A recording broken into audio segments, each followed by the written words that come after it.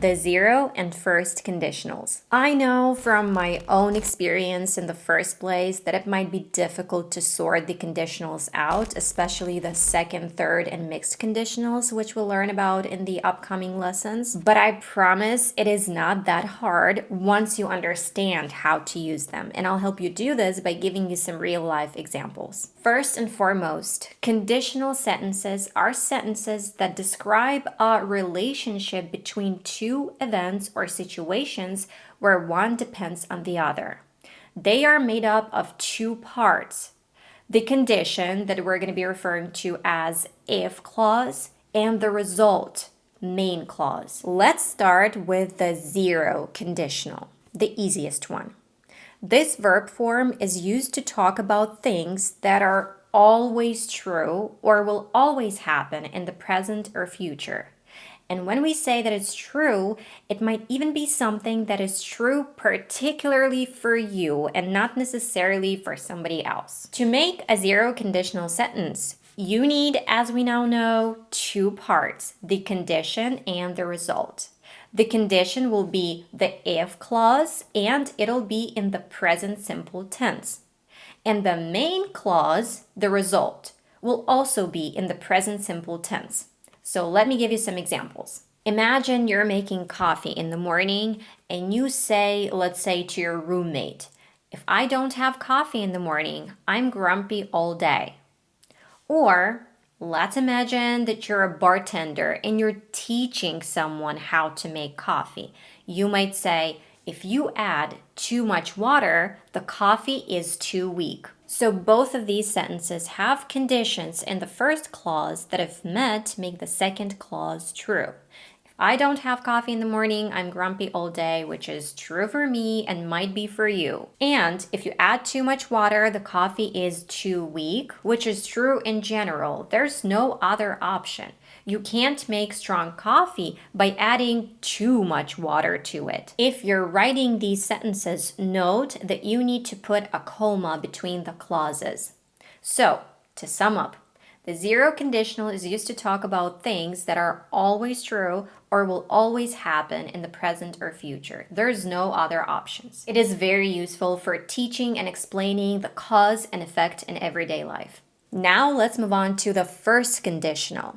So we use this verb form to talk about things that are likely to happen in the future if a certain condition is fulfilled.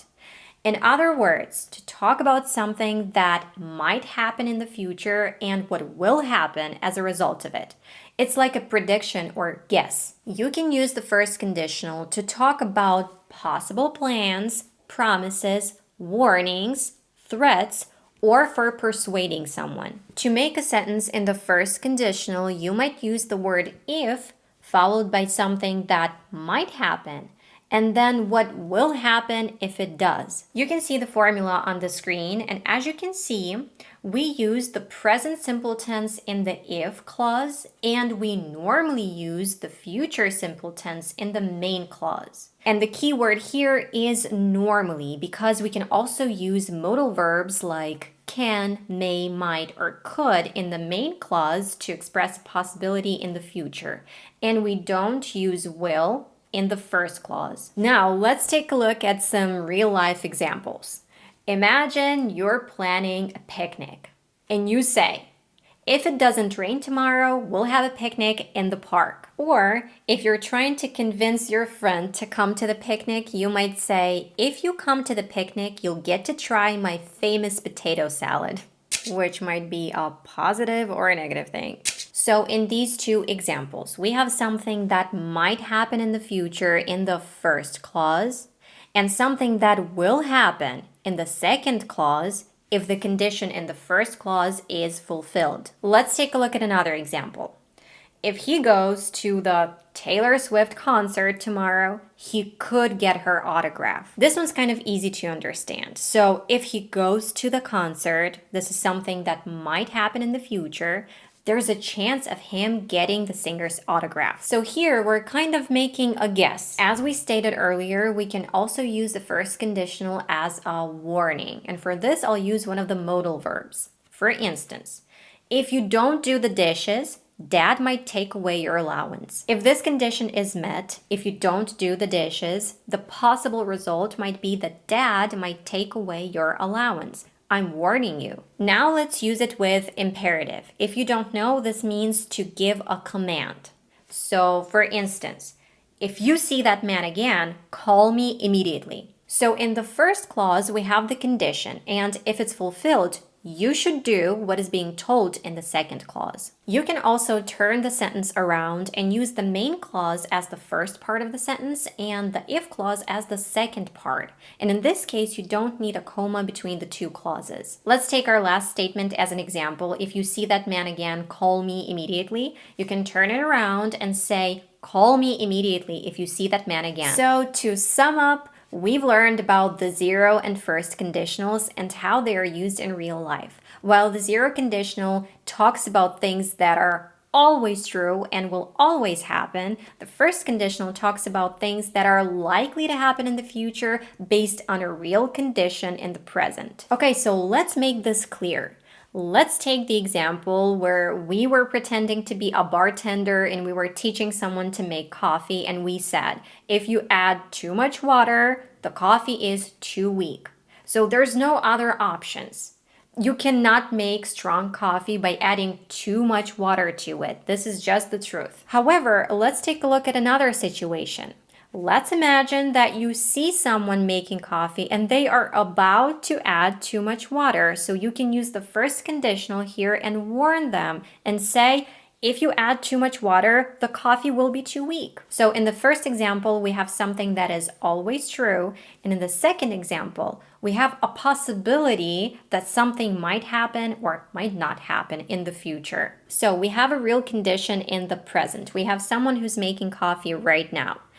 And if they add too much water right now, there's a chance that coffee might turn out too weak. One piece of advice that I'd like to give you is this. Don't learn these grammatical forms memorizing what the zero and first conditionals are unless you need to be able to explain this to someone.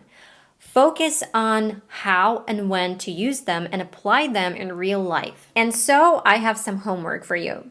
Apply these in your daily life and tell me something first about yourself or your daily routines using the zero conditional. And second, tell me something that would be possible in your future if a certain condition was fulfilled in the present using the first conditional. Now it's time to learn about the second conditional. Have you ever wondered how to talk about hypothetical situations or unreal possibilities in English? Well, you're in the right place. By the end of this video, you'll have a solid understanding of the second conditional, so let's dive in. The second conditional is a grammatical structure we use to talk about hypothetical, unreal, or imaginary situations in the present or future. We use it when we want to imagine what might happen if a particular condition is met. It's my son's favorite conditional. Mom, do you know what I would do if I were a dinosaur? Mom, if I were a superhero, I would save the world from the bad guys. The second conditional has two parts. The if clause, which expresses the condition, and the main clause, which expresses the consequence or result of that condition. It allows us to imagine different outcomes based on specific conditions. It's a way to explore possibilities and express our desires and dreams. Now let's take a closer look at the structure of the second conditional. In the if clause, we use the simple past tense of the verb. And in the main clause, we normally use the modal verb would followed by the base form of the verb, but we can also use some other modal verbs like could or might in the main clause. To make it easier to understand, let's see some examples. Imagine you have a superpower. What would it be? We can use the second conditional to express our answer. If I had a superpower, it would be the ability to fly. In this example, we are talking about a hypothetical situation where having a superpower is the condition, because having Marvel Universe-like superpowers is impossible as far as I know. Here, had is the simple past tense in the if clause, and the main clause, which would be the ability to fly, expresses our desire. Now let's imagine that your coworker asks you a question like, would you be able to help me with this project? You don't necessarily need to use would in the answer. You could say something like, if I had more time, I might be able to help you, but I'm all wrapped up. You don't necessarily need to use would in the answer. You could use metal. This means that you have so much work that you don't have time to work on something else besides your tasks. If you used would here, it would mean that you're certain that if you had more time, you would help. However, using might expresses uncertainty. So not only don't you have time, but you're also not even sure that you are, for example, knowledgeable enough to be able to help. But it's possible that you would try. And this answer is hypothetical because in reality, you don't have time for this. Let's take a look at another example. If I had more time, I would learn how to play the guitar. This example means that you don't have enough free time, but you're imagining what you would do with that free time if you had it. It reflects a desire to pursue a hobby or develop a new skill if given the opportunity. Let's take one more example. If I spoke fluent Mandarin, I could work as an interpreter in China. If I spoke fluent Mandarin, I could work in the citrus department of the citrus emergencies. As you can see, we use the modal verb could instead of would to express the possible scenario or result of my imaginary condition. In this example, the condition is speaking fluent Mandarin, which is currently not the case. That's why this is a hypothetical situation. The consequence of speaking Mandarin fluently could be my ability to work as an interpreter in China. Could shows that I consider using my language skills for this specific purpose, and I imagine that something like this could be possible for me. Now let's practice forming more second conditional together to reinforce what we've learned. It's important to remember that we are talking about imaginary scenarios, not things that are likely to happen. It helps us express our imagination, desires, and unreal possibilities. It's a useful tool for storytelling and even making polite requests. It is not used for situations that are likely or possible in reality. We use the first conditional for real or probable future situations. Remember that in the if clause, we use the simple past tense, and in the main clause, we use would followed by the base form of the verb. Okay, here's the first one. If it rained tomorrow, what would you do? Take a moment to think about your answer and let's share it together.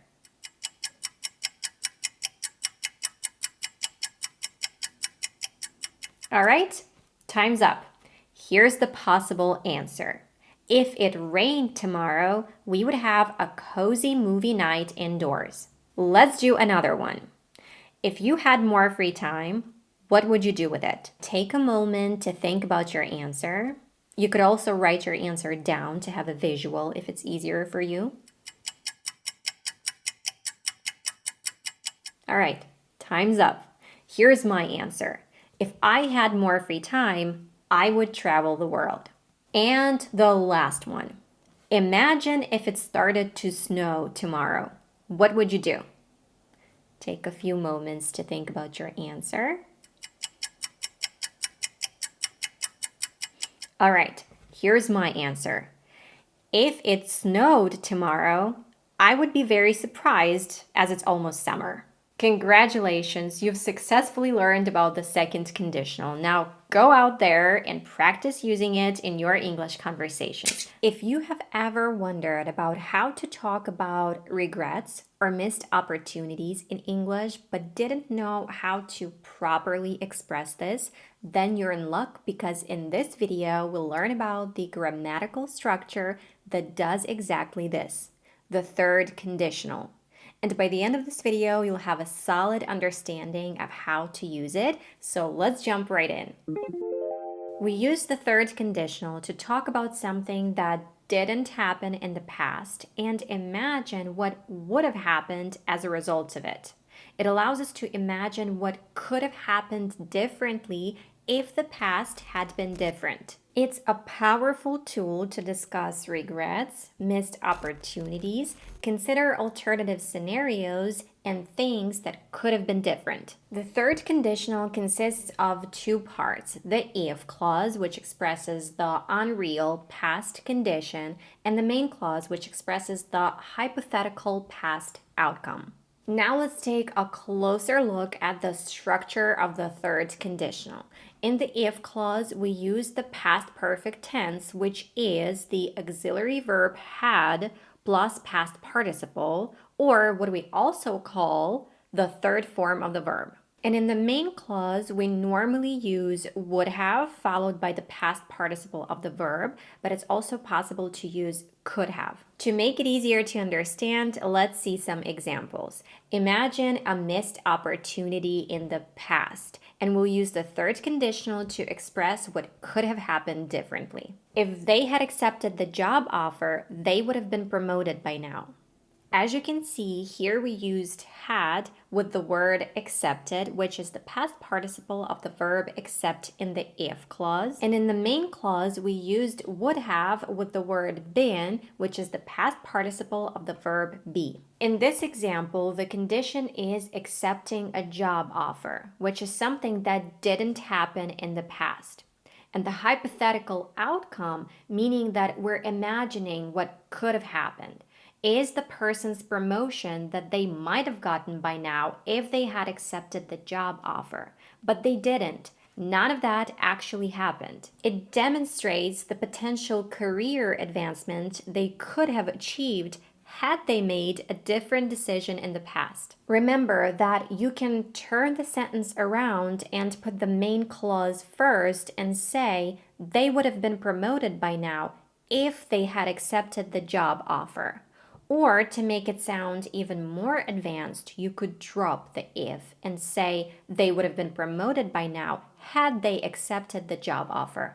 Let's take a look at another example. If I had bought Bitcoin early on, I would have made a fortune. Here, the condition is purchasing Bitcoin early on, which is something that didn't happen in the past. The hypothetical outcome is the person's financial success or making a fortune if they had invested in Bitcoin at an earlier stage. It expresses a regret and reflects the missed opportunity and the potential wealth they could have accumulated. Let's sort out another example.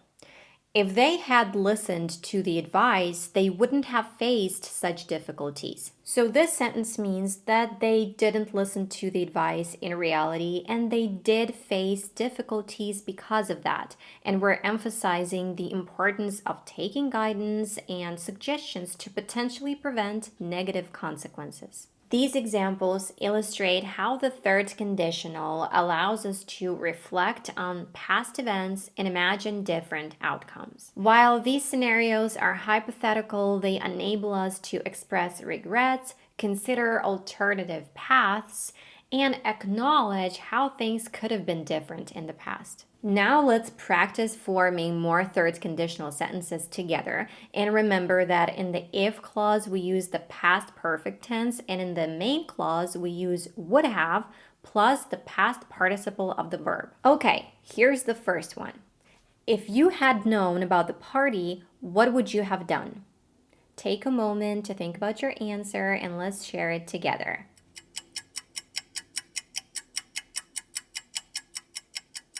Okay, time's up. Here's an example answer.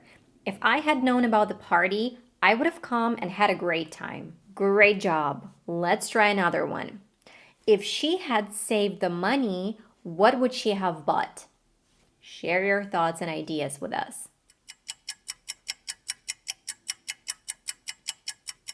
All right, time's up. Here's an example answer. If she had saved the money, she would have bought a new car. Fantastic, you guys. Now, to give you full understanding, let's compare the second conditional to the third conditional. We've already learned about the second conditional in this video over here that you can watch by clicking this link.